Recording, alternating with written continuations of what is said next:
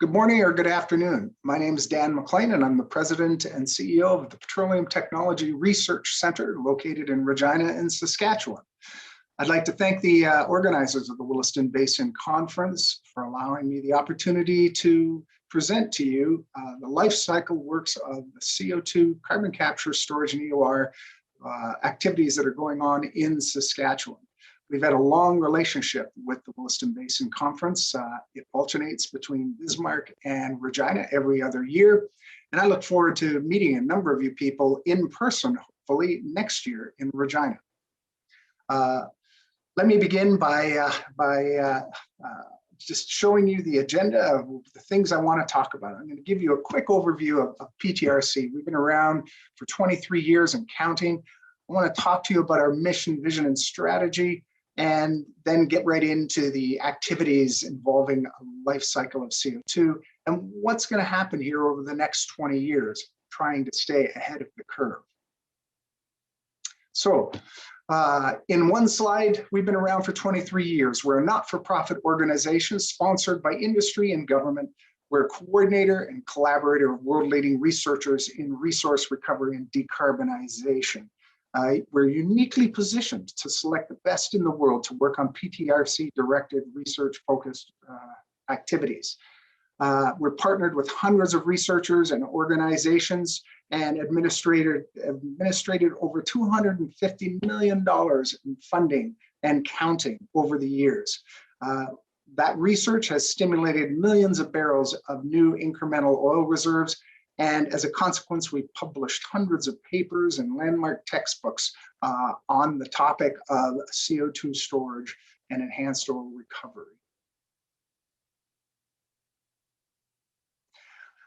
This slide just shows you some of the current collaborators that we're involved with. If we were to go back to 23 years, we'd probably fill 3 slides. But this is the current group of folks. We're engaged with different government organizations, ongoing corporate organizations, researchers from Canada and around the world, the United States, and we have strategic partnerships going on right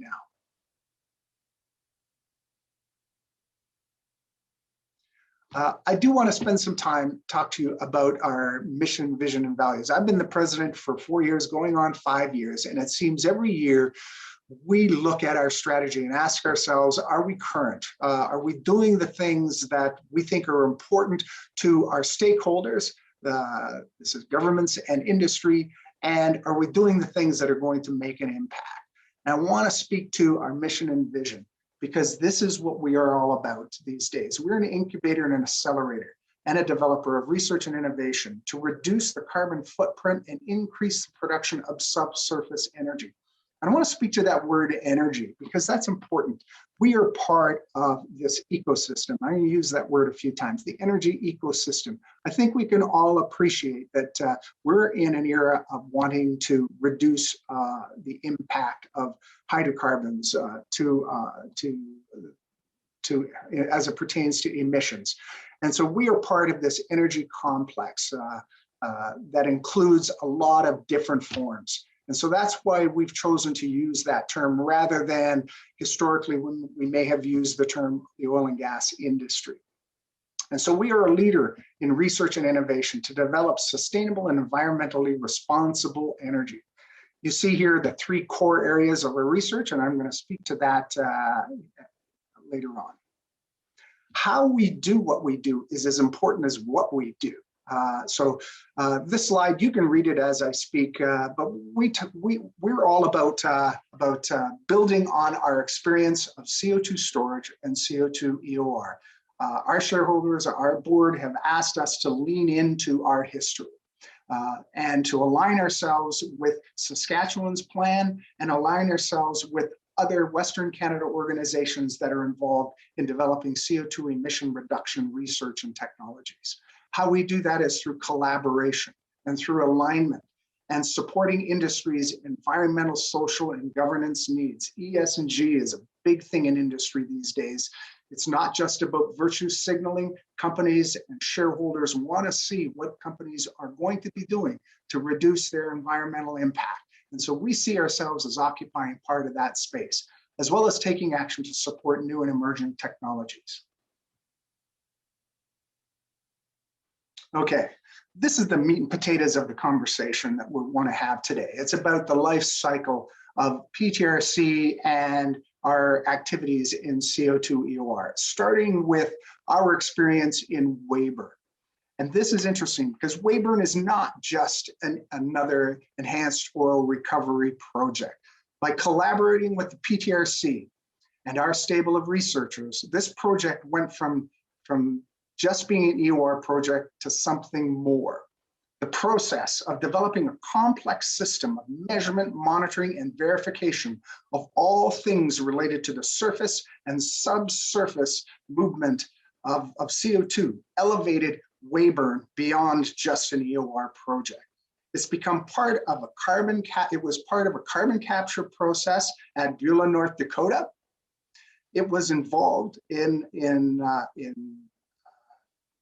utilizing carbon storage and utilizing carbon for enhanced recovery.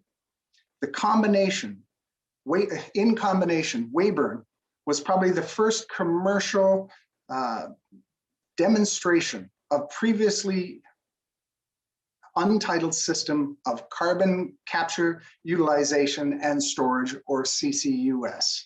So Weyburn, by its association with PTRC, was way ahead of the curve. And as a result of that experience at Weyburn, we leveraged that and our stable of researchers into another project called Aquastore.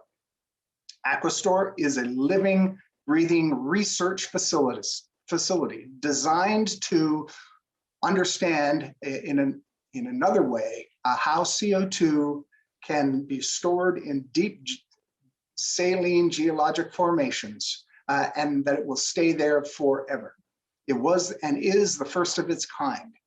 I don't think there's any other place where you can actually study all of the nuances of how CO2 moves in this deep geologic setting. From there, we went on to be involved in heavy oil research up in the Lloydminster area, primarily focused around cold heavy oil production with sand. We have two basic types of mechanisms up in Lloydminster. There's thermal processes using SAGD, and there's cold heavy oil production, which is basically natural recovery mechanisms.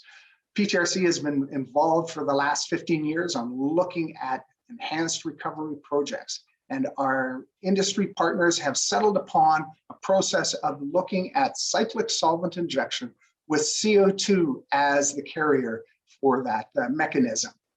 We're currently in the process now of investigating what is the potential to store CO2 in the reservoirs that we're cycling it in. What is the residual CO2?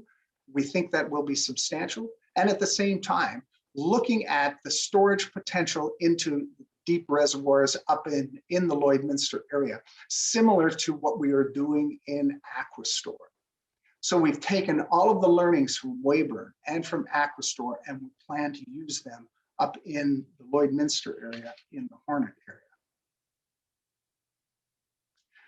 I want to talk a little bit about energy transition, because this is all about our mission and vision and strategy going forward. We are part, as I said, of this ecosystem.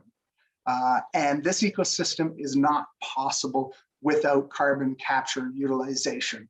It's interesting, coincidentally, yesterday, the Canadian government announced that it wants to be able to reduce its greenhouse gas emissions by 45% from 2005 levels by 2030. Well, that's a really aggressive goal, and it's quite a challenge. Well, we think Saskatchewan, and with the help of the PTRC, are absolutely positioned to support that initiative. It's aggressive, but we've been ahead of the curve all along, and we think we can continue to be ahead of that curve. You can see today's technology. I mentioned that we're part of this energy system, this ecosystem, where it includes coal, oil and gas, wind, solar, geothermal, small modular nuclear reactors, that's SMRs, hydrogen. There's blue hydrogen's talked about a lot. And then there are some other systems out there. Where do we want to be by 2050? To some net zero emissions place that will include or may not include coal with carbon capture, oil and gas that is significantly reduced, but with carbon capture utilization and storage. Some of the technologies today that are currently being piloted and demonstrated could ultimately end up being commercial, including small modular nuclear reactors and blue hydrogen. The energy of the future may actually become the energy of the future in 2050. So this is the space that we need to look at and that we're occupying right now.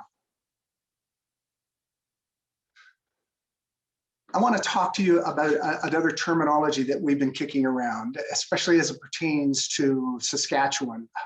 We're a province that is absolutely blessed with a lot of resources. Under the category of energy from the earth, there are a lot of things going on.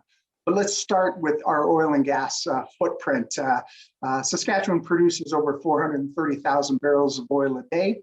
The province of Saskatchewan wants to get to 600,000 barrels of oil a day and wants to support industry in their efforts to do that. And how do you do that? By supporting things like enhanced recovery, carbon capture utilization and storage, and support commercialization of new technologies. And at the same time, support a climate change strategy to reduce the impact of this industry. Go this way. I talked to you about Hornet, that's up in the Lloydminster area. Well, this little schematic shows you what we're talking about here, about all these reservoirs. They're not as deep as they are in Aquastore, but it's the same concept where we inject CO2 into these shallower reservoirs to improve recovery. And as a consequence of that, there will be some CO2 that is left behind. Well, we want to make sure that whatever's left behind stays there forever. At the same time, any additional CO2 that we need, we store it where we need to. Saskatchewan is a place where there are a lot of companies looking at a lot of different things going on right now. There's a company called Deep Earth Energy Production.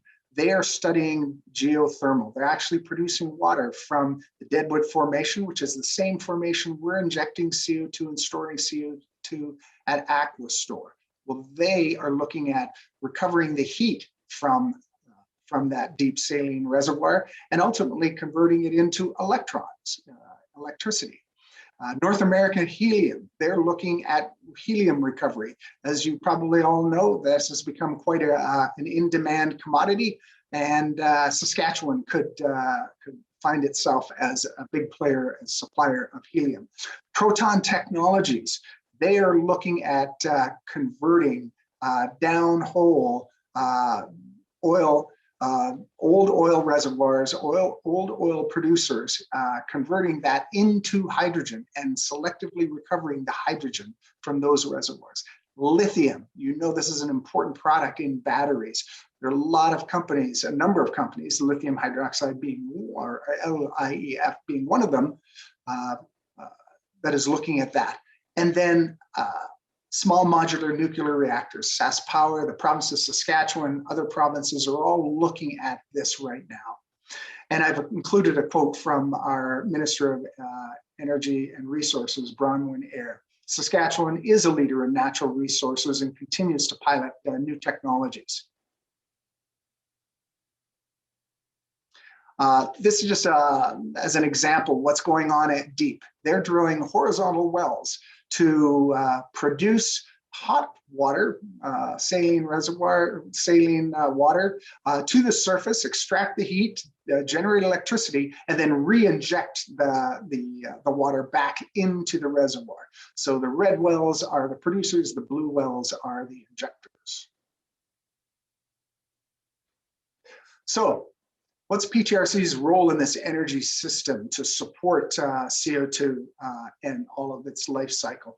Continue to working on Aquastore for understanding all of the elements of what happens when CO2 is injected into a deep geologic reservoir, in order to support the industry, regulatory, and public acceptance through effective measurement, monitoring, and verification.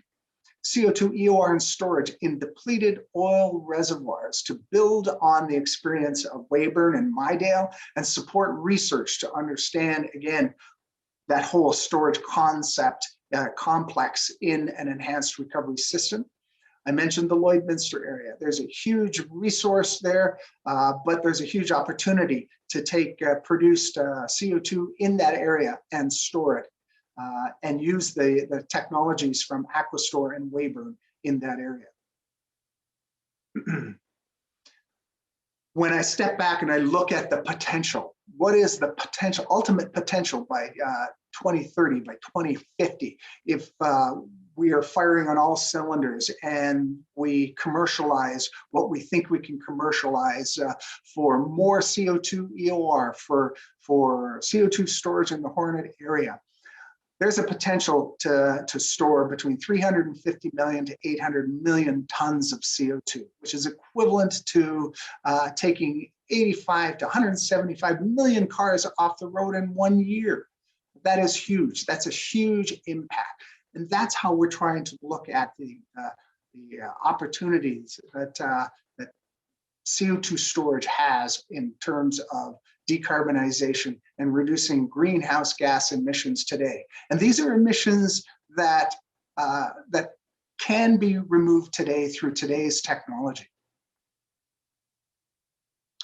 I want to thank you for your patience, and I apologize if maybe I stuttered or stammered a little, but this is a really challenging subject. PTRC's been involved in it. We were ahead of the curve. We want to stay ahead of the curve, and we're looking forward to meeting some of these really challenging goals of reducing emissions from the oil industry and from the energy industry as a whole. So thank you very much.